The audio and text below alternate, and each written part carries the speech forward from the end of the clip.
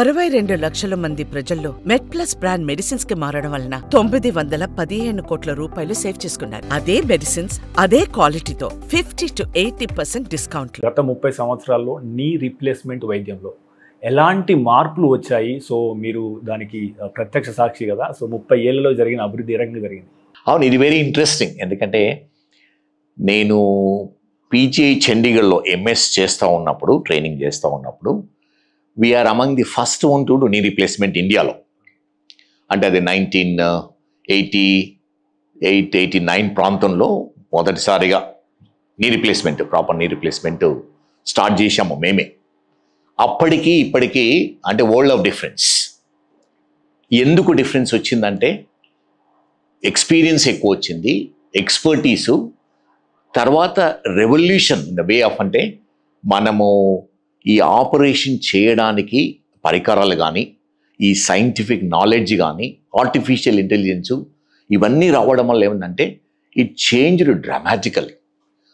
For example, అప్పుడు మేము operation చేసినప్పుడు 3.5 hours తీసుకునే వాళ్ళం ఆపరేషన్ మొత్తం చేయాలంటే. పేషెంట్ని ఐసీయూలో పెట్టి ఎవ్రీ అవర్ మేము పోస్ట్ గ్రాడ్యుయేట్ చేసి ప్రతి గంటకు బీపీ, పల్స్ అవన్నీ చెక్ చేసి మానిటర్ చేసేవాళ్ళం.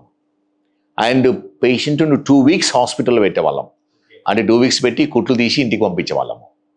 ఇప్పుడు కంప్లీట్లీ చేంజ్ అయిపోయింది. ఇప్పుడు నీ రీప్లేస్మెంట్ 25-30 minutesలో అయిపోతుంది. బికాస్ టెక్నాలజీ చేంజ్ అయింది, ఎక్విప్మెంట్ అంటే మా ఇన్స్ట్రుమెంట్స్ రెవల్యూషనైజ్ అయ్యాయి, అంటే యూజర్ ఫ్రెండ్లీ, సర్జన్ ఫ్రెండ్లీ అయ్యాయి. అండ్ కోవిడ్ స్టేజ్లో ఈవెన్ ఇప్పుడు కూడా సేమ్ డే సింగిల్ నీ చేస్తే సేమ్ డే ఇంటికి పంపించగలుగుతున్నాము. ఎందుకంటే టెక్నాలజీ చేంజ్ అయింది. ఇంటికి పంపించే తర్వాత కూడా బ్యాక్ సపోర్ట్ ఉంది. అంటే ఇంటికే మేము ఫిజియోథెరపిస్ట్, నర్సెస్, డాక్టర్స్ పంపించగలుగుతాం. కోవిడ్లో మేము Apollo first time rapid recovery అని ఫాస్ట్ ట్రాక్ టీకేఆర్ రిప్లేస్మెంట్ చేశాము. దాంతో సేమ్ డే ఇంటికి పంపించాము. ఆ విధంగా ఐ హావ్ సీన్ 3 decadesలో world of change in knee replacement surgery. So doctor గారు, అంటే ఇప్పుడు కొన్ని స్టాట్స్ చూస్తే భారతదేశంలో 15 కోట్ల మంది మోకాల నొప్పితో బాధపడుతున్నారని, ఇందులో 4 కోట్ల మందికి సర్జరీ అవసరమని, కానీ ప్రస్తుతం మనం భారత్లో చేస్తున్నవి ఏడాదికి 2 లక్షల ఆపరేషన్లు అని చెప్పేసి మనకు స్టాట్స్ చెప్తున్నాయి. ఇందులో వాస్తవం ఎంత?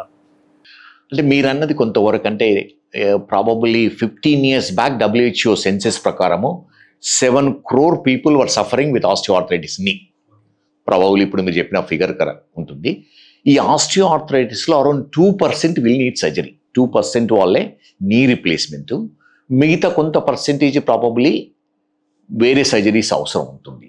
సో 6-7 crores అనేది మే నాట్ బి, అంటే I'm not sure, but significant number needing knee replacement. And నీ రీప్లేస్మెంట్ సర్జరీ బిట్వీన్ 2 to 250 అవుతున్నాయి. ఈ విధంగా చేస్తే ప్రాబబ్లీ మనము నెంబర్ను తగ్గించలేము.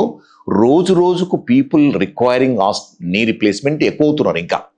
సో ఆ గ్యాప్ డే బై డే పెరుగుతుంది. గతంతో పోలిస్తే ఇప్పుడు నీ రీప్లేస్మెంట్లు జరగడానికి అంటే తొందరగా పాడవుతున్న నీలే కారణమా? సో అంటే మనం ఎటువంటి జాగ్రత్తలు తీసుకోవడం ద్వారా దీన్ని మనం పోన్ చేసే అవకాశం కానీ, లేదా సర్జరీని నివారించే అవకాశం కానీ ఉందా? ఉంటుంది. అది కూడా ఇంపార్టెంట్ క్వశ్చన్. ఎందుకంటే అవేర్నెస్ అనేది చాలా ఇంపార్టెంట్ పబ్లిక్లో. మెయిన్గా చూస్తే ఆస్టియోఆర్థరైటిస్ని 2 types ఉంటుంది. ఒకటి ప్రైమరీ ఆస్టియోఆర్థరైటిస్ అంటాము. దానికి మనకు రీజన్ తెలియదు ఎందుకు వస్తుంది అనేది, కానీ ఏమవుతుందో తెలుసు. ఎలా అంటే డే టు డే యాక్టివిటీస్లో మనకు నీ కార్టిలేజ్ కొంత డ్యామేజ్ అవుతుంది.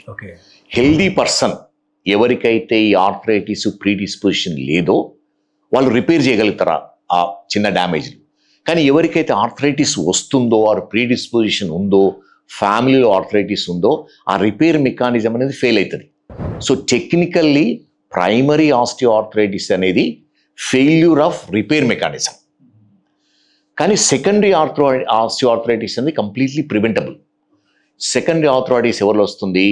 ఎవరికైతే ఇంజురీస్ అయ్యి నీ జాయింట్ డ్యామేజ్ అయింది ప్రీవియస్లీ, ఫ్రాక్చర్స్ కానీ, లిగమెంట్ ఇంజురీస్ కానీ, ఇన్ఫెక్షన్ కానీ, కార్టిలేజ్ డ్యామేజ్ అయిన వాళ్లకు మనం ఇమీడియట్గా ట్రీట్మెంట్ ఇవ్వగలిగితే ఈ ఆర్థరైటిస్ను కంప్లీట్గా ప్రివెంట్ చేయడానికి వీలవుతుంది.